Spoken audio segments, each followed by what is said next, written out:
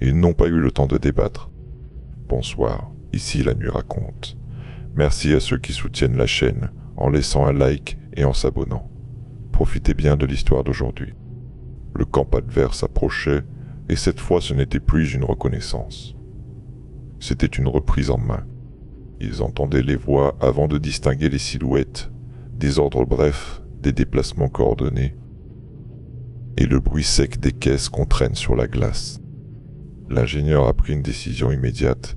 Tout ce qui restait de données devait être soit caché, soit détruit. Pas parce qu'il voulait effacer la science, parce qu'il venait de comprendre le mécanisme de la ruée. La ruée n'a pas besoin de preuves parfaites, elle a besoin d'un déclencheur. Une photo, un fragment de matière, un schéma partiel. Et ensuite, le monde se charge du reste. Ils ont donc fait ce qu'on fait quand on veut empêcher une contagion. Ils ont réduit les vecteurs. Ils ont enterré 2 supports vierges dans la neige, non pas pour les sauver, mais pour occuper le temps des intrus si ceux-ci fouillaient. Ils ont démonté un disque principal, ont retiré la carte interne et l'ont glissé dans une poche thermique. Puis ils ont déplacé le laboratoire mobile, de quelques mètres seulement, en cassant volontairement la symétrie du camp. Un camp bien rangé est un camp facile à inspecter. Le biologiste, lui, était collé au glaciologue. L'homme ne semblait pas mal. Il semblait normal. Trop normal. Il observait les instruments comme un touriste regarde un musée. Il ne posait pas de questions sur l'archive. Il ne cherchait pas à comprendre. Il demandait seulement où ils étaient et pourquoi il faisait si froid. L'ingénieur a senti une rage impuissante. Ce n'était pas seulement qu'il avait oublié, c'était que l'archive l'avait ramené à une version plus légère de lui-même, une version incapable de porter des détails dangereux. Et cette version, dans la logique du protocole, était précisément le verrou propre. Le camp adverse est arrivé au bord de leur zone, et ils n'ont pas fait semblant. Ils se sont avancés à découvert, et l'un d'eux, un homme grand, entièrement couvert, a levé la main dans un geste qui ressemblait à une politesse, mais qui avait la sécheresse d'un orbe. L'ingénieur est sorti à sa rencontre avec le biologiste, laissant le glaciologue assis, visible, presque vulnérable. L'homme a parlé sans se présenter. Vous avez accès au site. Au site. L'ingénieur n'a pas répondu tout de suite. La phrase n'était pas une question. C'était une affirmation. Vous avez tenté d'entrer. Il y a eu un incident, a dit l'ingénieur. L'homme a hoché la tête, comme si c'était une simple ligne de rapport. Nous savons, nous avons un blessé. Nous allons sécuriser l'endroit. Le biologiste a senti la colère monter. Sécuriser comment? L'homme a regardé autour, comme s'il évaluait la météo plus que les êtres humains. Par tous les moyens nécessaires, cette phrase, dans la bouche de quelqu'un comme lui, signifie toujours la même chose, aucun moyen n'est exclu. L'ingénieur a tenté une autre approche. Ce lieu réagit. Il n'est pas inerte. Vous ne pouvez pas traiter ça comme une porte ou une cache. L'homme a eu un silence, puis il a dit quelque chose d'encore plus inquiétant, parce que c'était une preuve de préparation. Nous avons compris qu'il y a un protocole. Nous allons le contourner. Le biologiste a eu un frisson. Contourner un protocole de confinement, c'est comme contourner une quarantaine biologique. Ça ne prouve pas que tu es intelligent, ça prouve que tu es prêt à contaminer. L'ingénieur a serré les dents. Vous n'avez pas intérêt. Vous déclencherez quelque chose. L'homme a répondu calmement. Vous n'êtes pas habilité à décider. Et là, la conversation a cessé d'être un échange. 2 personnes du camp adverse se sont déplacées sur le flanc, lentement, pour se positionner près du labo mobile. Pas avec une arme visible, avec une intention visible. L'ingénieur a compris qu'il venait pour 2 choses, le site et les données. Il a levé la main, comme pour stopper. Nous n'avons plus de données exploitables. Le site est en verrouillage. Le mensonge était partiel, donc crédible. Ils avaient encore des fragments, mais plus de quoi déclencher une ruée structurée. L'homme a fixé l'ingénieur plusieurs secondes, puis a dit « Nous verrons ». Il a fait un signe. 2 hommes ont commencé à fouiller. Le biologiste a voulu s'interposer, mais l'ingénieur l'a retenu. Le réflexe héroïque est exactement ce qui fait perdre le contrôle. Ils ont fouillé vite, proprement. Ils savaient ce qu'ils cherchaient. Ils ont ouvert des boîtes, palpé des sacs, débranché des câbles. Et puis l'un d'eux a sorti un support, une carte mémoire secondaire. Vide, il l'a levé, ou monté. L'ingénieur a gardé son calme. Cette carte est vierge. L'homme a approché, l'a prise, l'a retournée, a observé l'étiquette. Vous avez tenté de masquer. Puis il a posé son regard sur le glaciologue, resté assis, presque absent. Il s'est avancé vers lui. Le biologiste s'est placé instinctivement entre les deux. L'homme l'a contourné sans violence, mais avec une assurance qui disait « Tu n'es pas un obstacle ». Il s'est accroupi devant le glaciologue. Il s'est accroupi devant le glaciologue. « Docteur, vous avez été dans la structure ?» Le glaciologue a cligné des yeux. « Quelle structure ?» Le silence qui a suivi a été plus lourd que n'importe quelle menace. Le biologiste a senti une douleur dans sa poitrine, comme si on venait de confirmer la pire hypothèse. L'homme lui a souri très légèrement, pas un sourire amusé. Un sourire de compréhension froide. « Intéressant, a-t-il dit. Il s'est relevé et s'est tourné vers l'ingénieur. « Le site vous a affecté. » L'ingénieur a répondu. « Le site se défend. Il se confine. » L'homme a hoché la tête, puis il a prononcé la phrase qui a rendu la suite inévitable. « Alors nous n'avons plus besoin de vous. » Ils ont commencé à installer leur propre matériel à quelques mètres du camp original, comme si la présence de l'équipe scientifique n'était plus qu'un détail logistique. L'ingénieur a compris qu'il y avait une fenêtre, petite mais réelle. Il pouvait partir. Il pouvait quitter la zone avant d'être retenu de force. Et s'ils partaient, ils emporteraient au moins une chose, le fait que l'archive existe et qu'elle exige un verrou moral. Mais partir, c'était abandonner le site. Le biologiste a murmuré « Ils vont forcer ». L'ingénieur a répondu, sans quitter le camp adverse des yeux. Et ils vont déclencher la quarantaine profonde, ce qui signifiait probablement la fermeture totale, et peut-être pire, la neutralisation cognitive durable pour toute personne à l'intérieur. Il y avait une dernière option, et c'était la plus dangereuse, provoquer l'hibernation complète avant qu'il ne pénètre. Le protocole avait dit mode hibernation initié, mais l'hibernation était peut-être graduelle. Elle pouvait exiger une stabilisation, une fin de cycle. Et si le camp adverse entrait pendant cette phase, l'archive pouvait considérer cela comme une intrusion multiple et basculer en quarantaine profonde. Il n'avait aucune manière physique d'empêcher l'entrée, sauf une, créer un délai. Ils ont donc joué une carte, pas une carte d'autorité, une carte de peur. L'ingénieur s'est avancé vers l'homme responsable et a dit clairement « Votre première tentative a blessé un homme. Votre seconde tentative a déclenché un phénomène de contamination possible. Si vous entrez encore, vous risquez d'emporter quelque chose dans vos esprits qui ne se contrôle pas. » L'homme l'a regardé sans bouger. « Vous n'êtes pas médecin. »« Non, » a répondu l'ingénieur. « Mais je sais ce que j'ai vu. Et je sais comment une information peut se propager. » Le biologiste a ajouté d'une voix posée. « D'une voix posée ? Si ce lieu est un confinement, alors votre meilleure stratégie n'est pas d'entrer. C'est de comprendre ce qui vous a déjà touché. » L'homme a eu un silence. Puis il a répondu. « Vous pensez nous faire peur avec des mots. » L'ingénieur a laissé passer une seconde, puis il a dit « Ce n'est pas des mots. C'est exactement ce que vous faites déjà. Vous revenez avec des protections, comme si vous aviez peur d'un signal. Vous êtes déjà en train de croire. » Cette phrase a touché quelque chose. Pas parce qu'elle était brillante, mais parce qu'elle était vraie. L'homme a tourné la tête vers son camp, a observé ses propres équipes, leurs boîtiers, leurs casques, leurs filtres. Et pendant un instant, il a hésité. C'était la fenêtre. L'ingénieur a saisi l'opportunité. Nous partons. Nous faisons un rapport complet. Vous aurez une procédure, un cadre, une coopération internationale. L'homme a eu un rire bref, sans joie.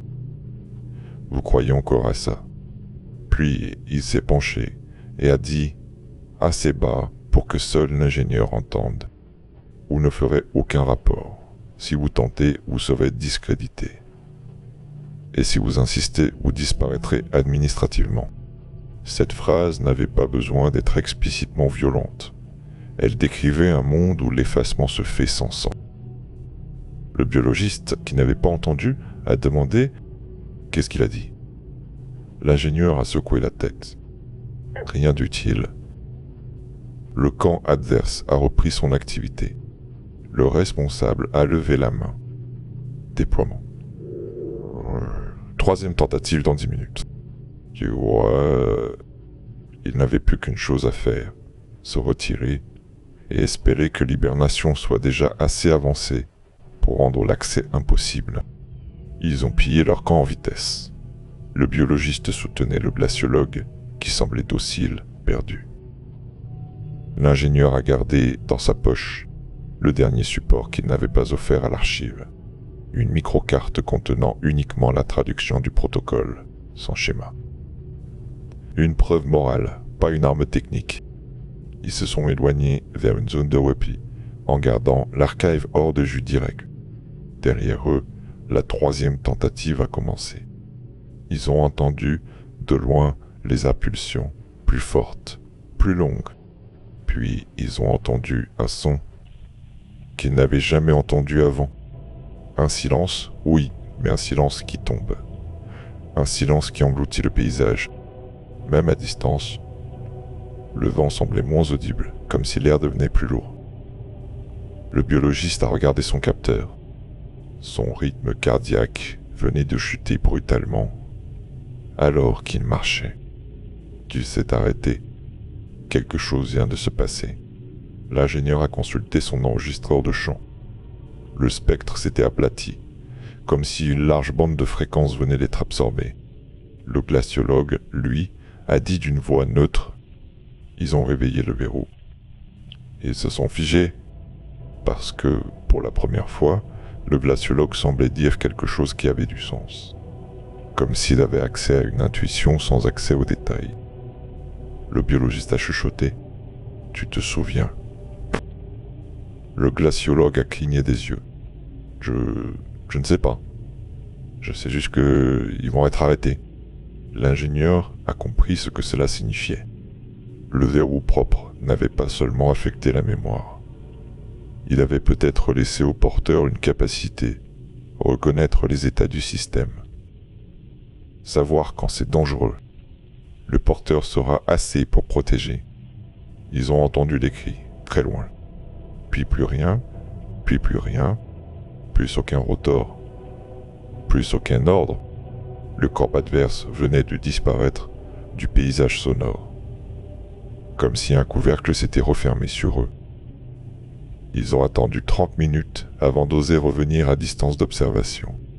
Quand ils ont atteint un point où ils pouvaient voir le camp adverse, ils ont eu un choc.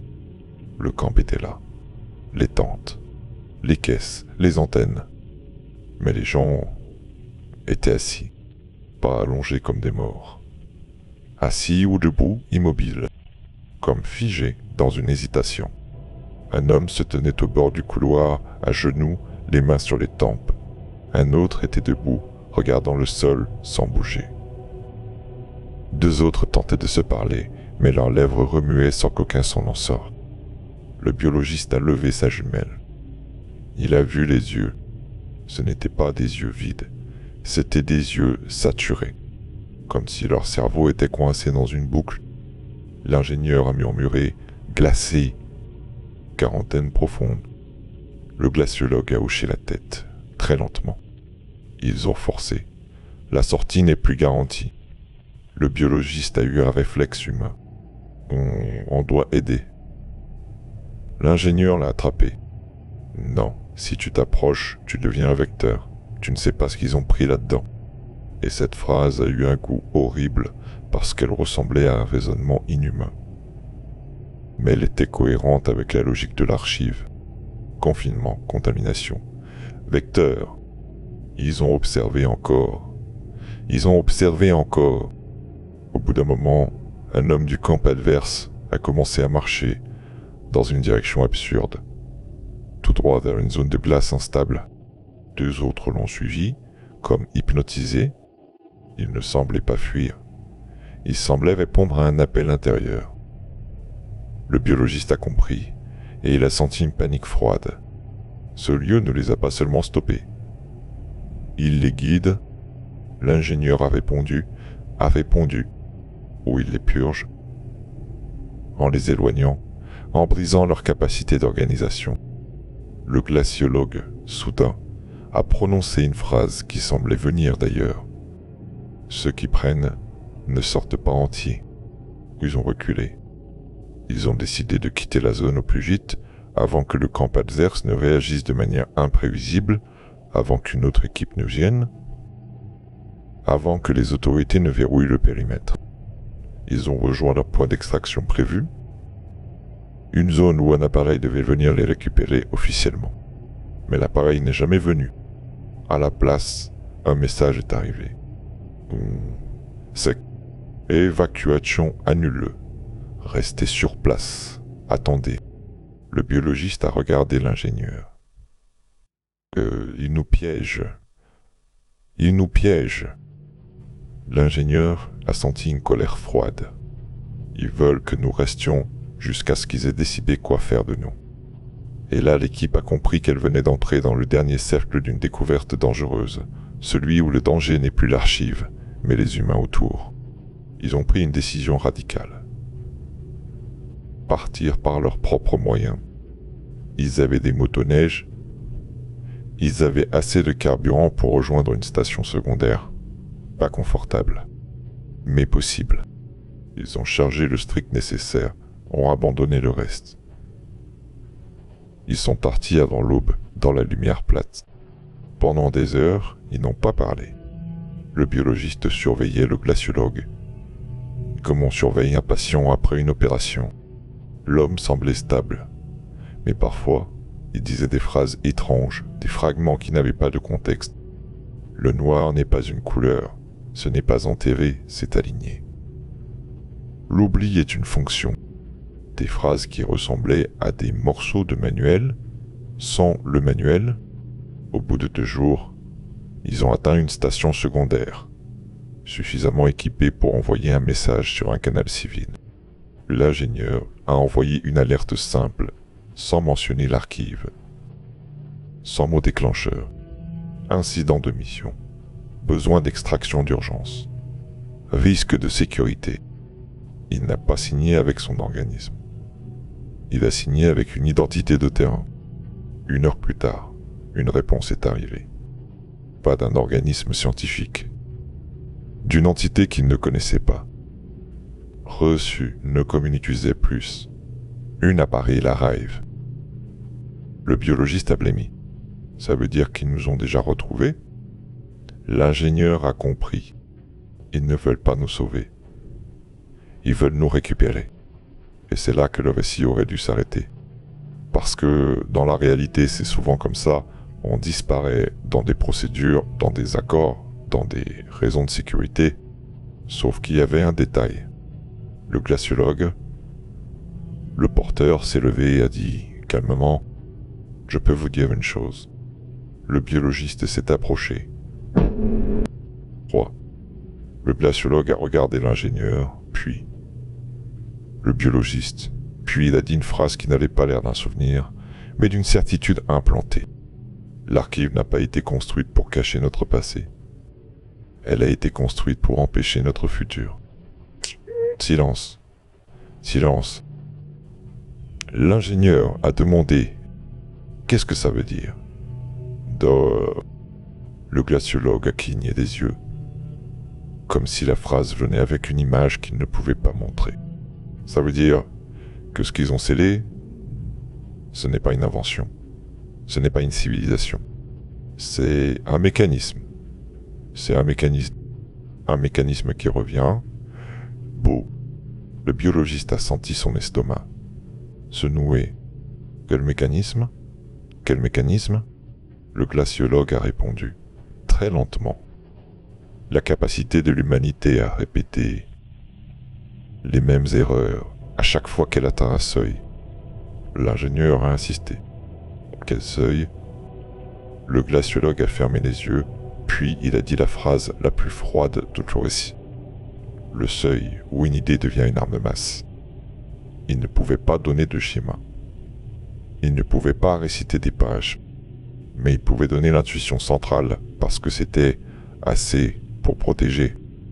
Et cette intuition était simple. Certaines connaissances, une fois accessibles, rendent inévitable leur militarisation. Pas parce que l'humain est mauvais individuellement, parce que le système social est compétitif, parce qu'il y a toujours un acteur qui choisira de prendre avant l'autre. L'archive avait été créé par des humains qui avaient compris ça, ou par une intelligence qui avait étudié les humains. Dans les deux cas, la conclusion était la même. À partir d'un certain niveau technologique, le plus dangereux n'est pas la faim, ni la guerre, ni le climat. Le plus dangereux, c'est une idée reproductible, simple, qui donne un avantage absolu. Une idée qui se propage. Une arme cognitive. Le biologiste a chuchoté. Et ils ont scellé quoi, concrètement? Le glaciologue a eu un silence, puis il a prononcé un mot unique qui a fait trembler l'ingénieur. Un réplicateur. L'ingénieur a foncé les sourcils. Ce mot peut vouloir dire 1000 choses. Le glaciologue a secoué la tête. Je ne peux pas expliquer, mais je sais ce que ça veut dire, des choses qui se copient.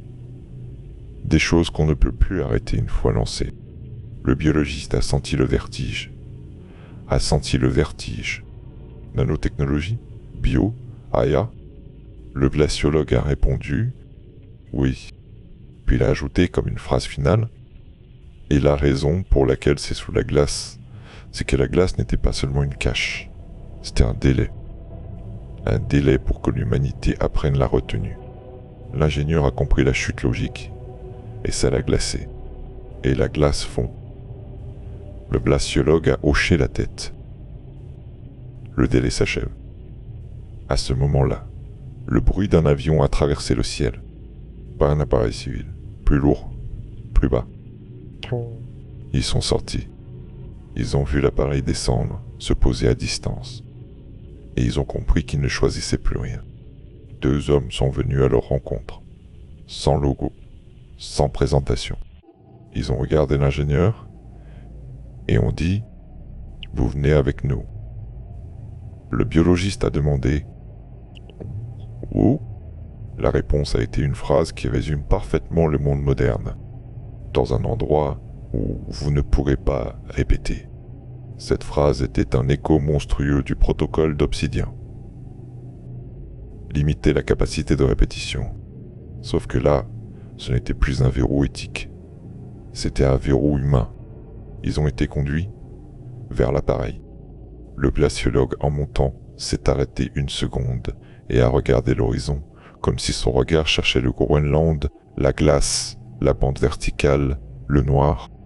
Puis il a dit, très doucement, « Ils ne peuvent pas garder ça fermé longtemps. » Parce que ce n'est pas la première fois.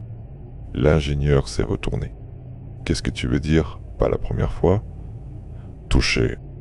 Le glaciologue a cligné des yeux, et son visage a montré une frustration étrange, comme s'il avait une vérité au bord des lèvres, mais qu'un verrou l'empêchait. Qu'a dit ? L'archive n'est pas un lieu unique, c'est un réseau. Et sur ces mots, il est monté dans l'avion. L'avion n'avait pas de marquage apparent, pas de compagnie, pas de drapeau. À l'intérieur, l'espace était aménagé comme un transport utilitaire, mais tout était trop propre, trop pensé. Des rangées de sièges simples, des sangles, des compartiments fermés. Et surtout, une sensation étrange, l'absence de conversation. Les deux hommes qui les escortaient ne posaient aucune question. Ils ne demandaient pas de récit. Ils ne demandaient pas de détails. comme si le détail était précisément ce qu'il fallait éviter. L'ingénieur a compris quelque chose de fondamental, il ne voulait pas savoir. Il voulait gérer un risque. Et dans leur logique, plus on sait, plus le risque se propage. C'était l'archive, mais version humaine. Le biologiste, assis à côté du glaciologue, le surveillait comme on surveille une personne qui revient d'un choc. Sauf que le glaciologue ne présentait aucun symptôme de confusion panique. Il était calme. Et ce calme était plus inquiétant que la peur, parce qu'il ressemblait à un verrou. L'ingénieur a tenté une dernière fois. Tu as dit un réseau. Explique. Le glaciologue a tourné la tête vers lui. Son regard était clair, mais comme traversé par une sorte de brouillard sélectif. Je ne peux pas expliquer. Je peux seulement indiquer. Chose, caution. Indiquer quoi? Le glaciologue a cherché ses mots. Ce que vous appelez archive n'est pas une seule installation. C'est une stratégie. Une stratégie de confinement distribuée. L'ingénieur a senti son estomac se serrer. Distribué sur quoi? Sur la planète? Le glaciologue a hoché la tête, mais ce mouvement n'avait pas la certitude d'un souvenir. Il avait la certitude d'un paramètre inscrit. Oui, là où il y a du froid, là où le temps ralentit, là où l'accès est difficile. Le biologiste a chuchoté « Antarctique ». Le glaciologue a cligné les yeux. Oui. L'ingénieur a insisté. Qu'ailleurs. Et ailleurs, le glaciologue a répondu en profondeur, sous des roches stables, sous des déserts, dans des zones où la civilisation se croit sûre. Le biologiste a murmuré, incrédule, ce serait des dizaines de sites. Le glaciologue a fermé les yeux une seconde. Assez de sites pour que l'échec d'un site ne libère pas tout. Assez pour retarder. Assez pour diluer la ruée. L'ingénieur a eu une pensée glaciale. Ça veut dire que ce qu'on a vu au Groenland n'est qu'une cellule d'un système plus grand. Le glaciologue a répondu simplement « Oui ». L'ingénieur s'est appuyé contre le siège. Si c'est vrai, alors quelqu'un a planifié ça avec une perspective qui dépasse l'histoire humaine récente. Le biologiste a ajouté « ou quelqu'un l'a fait après avoir déjà vécu un effondrement ». Et là, les trois se sont retrouvés face à une possibilité qui changeait l'échelle du récit. Ce n'était plus une découverte isolée, c'était une architecture globale, un dispositif planétaire, un système conçu pour une chose, empêcher la propagation d'un certain type de savoir. L'avion a continué sa route pendant des heures. Ils ont atterri de nuit dans un endroit qu'ils n'ont pas identifié. Une piste froide entourée de bâtiments bas. Des projecteurs, peu nombreux, volontairement. Pas de signe de ville. On les a conduits dans un bâtiment, puis dans une salle sans fenêtre. Une seule table, 3 chaises, 2 caméras visibles. Et un homme qui a parlé. Il n'a pas donné son nom. Il n'a pas donné son organisme. Il a seulement dit « Vous avez rencontré une structure de confinement. Vous avez été exposé. Nous devons évaluer le risque. » Le biologiste a demandé « Quel risque? Vous avez vu ce que ça fait à ceux qui forcent.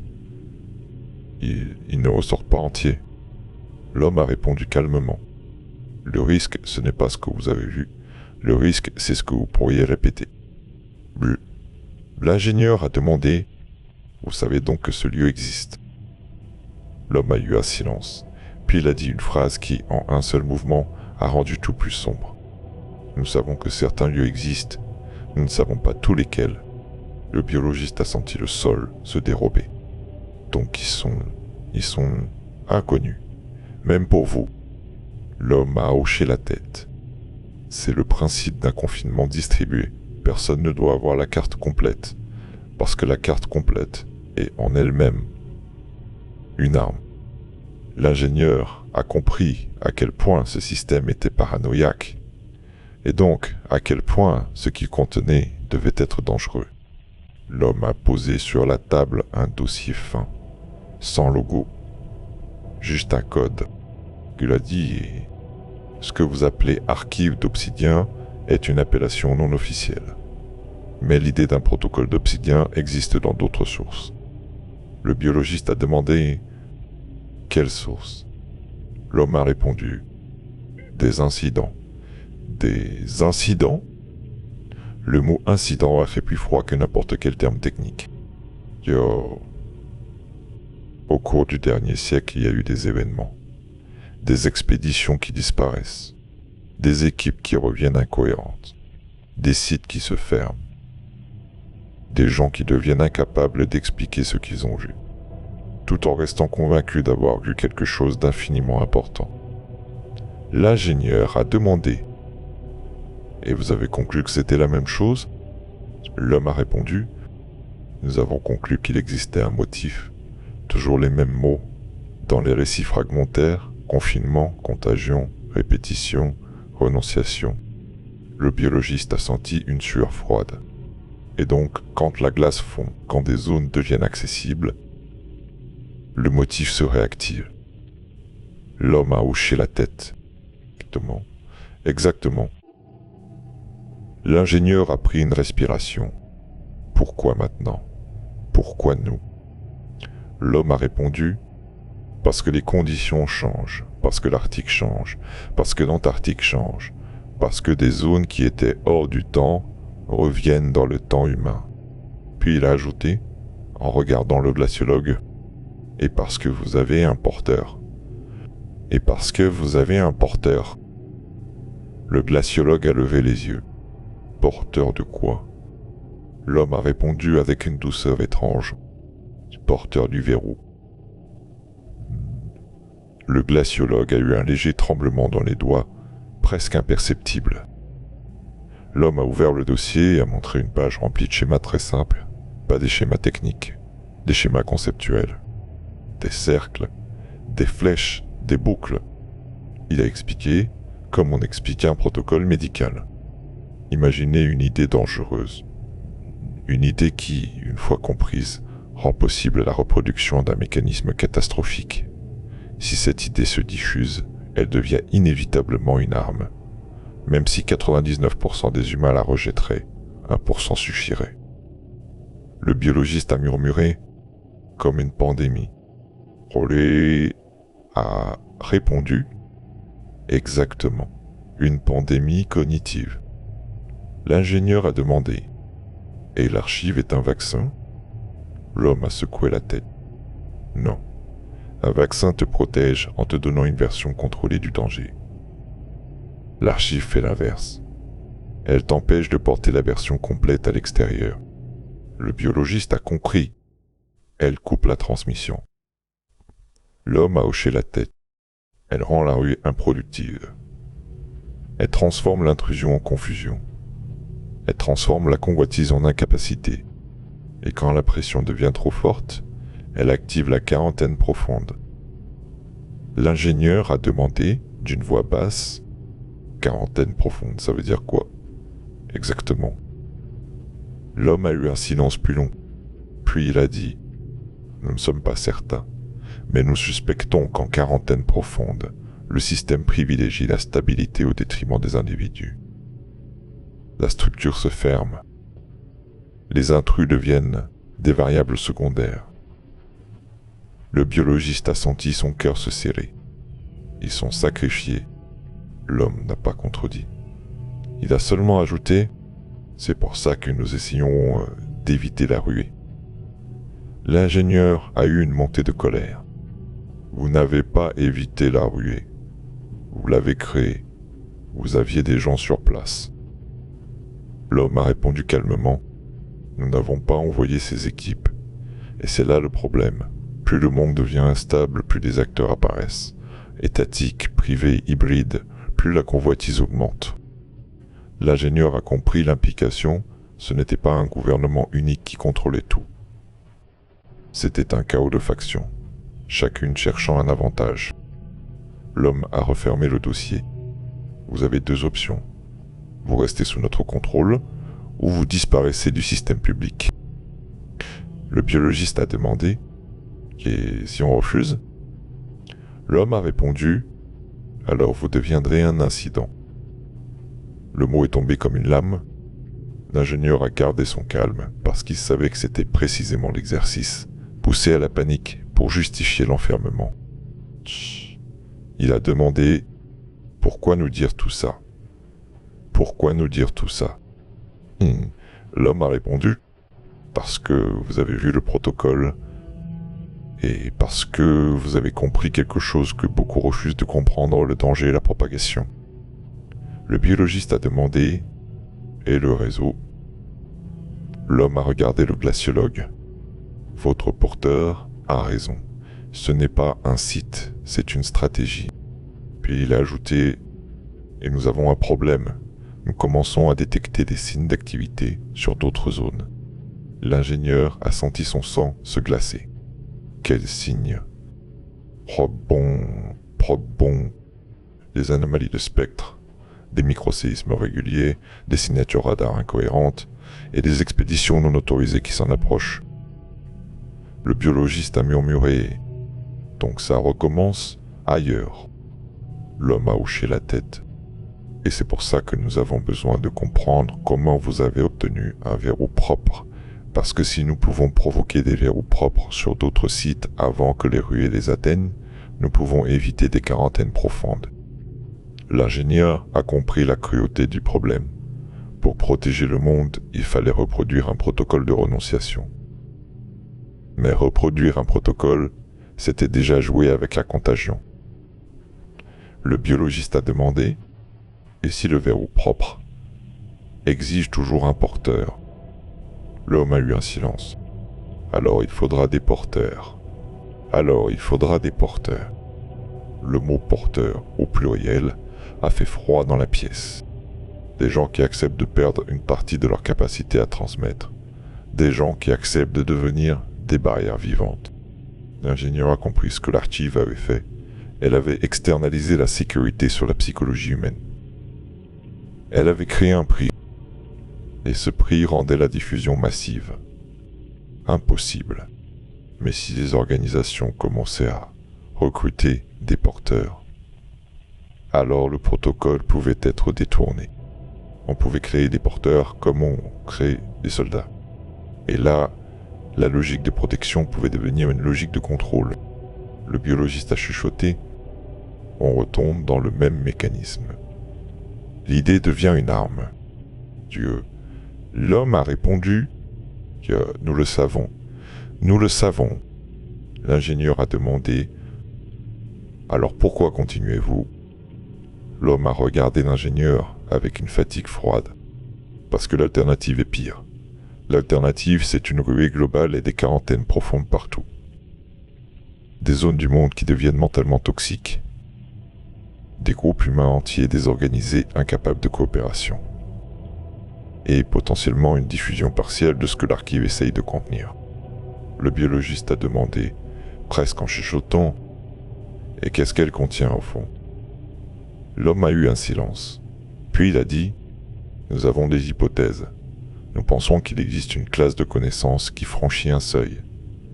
Une fois ce seuil franchi, la reproduction devient facile et la destruction devient difficile. » L'ingénieur a murmuré. « Réplicateur. Réplicateur ?» L'homme a hoché la tête. Sous plusieurs formes, biologiques, nanotech, algorithmiques. Le biologiste a senti un vertige. Une fois lancé, ça se copie. Et ça se copie jusqu'à saturer. L'homme a répondu, et ça se copie sans demander l'autorisation morale de l'espèce qu'il a créée. Silence. Puis l'homme a ajouté quelque chose qui ressemblait à une conclusion, mais qui était en réalité un avertissement. Ce système de confinement n'a pas été construit parce que quelqu'un haïssait l'humanité. Il a été construit parce que quelqu'un a compris une chose simple. L'humanité finit toujours par transformer l'avantage en domination. L'ingénieur a repensé à la phrase de l'archive. Le porteur sera assez pour protéger, pas assez pour armer. C'était une tentative d'empêcher la domination Moi... Le biologiste a demandé, et si ce système n'a pas été construit par des humains? L'homme a eu un silence très long, puis il a dit, c'est une hypothèse. Et c'est une hypothèse que nous ne pouvons pas nous permettre de rendre publique. L'ingénieur a compris. Même prononcer l'hypothèse pouvait déclencher une ruée d'une autre nature. Pas une ruée pour l'énergie, une ruée pour la vérité existentielle. Qui a construit? Pourquoi? Quand? Les mêmes réflexes de convoitise, mais appliqués au sens. L'homme s'est levé. Vous allez rester ici. Vous serez évalué. Vous serez débriefé. Et ensuite, vous disparaîtrez du récit public. Le biologiste a demandé. Disparaître comment? Disparaître comment? L'homme a répondu, sans émotion. Vous serez une mission qui n'a rien trouvé. Vous serez un groupe affecté par un incident glaciaire.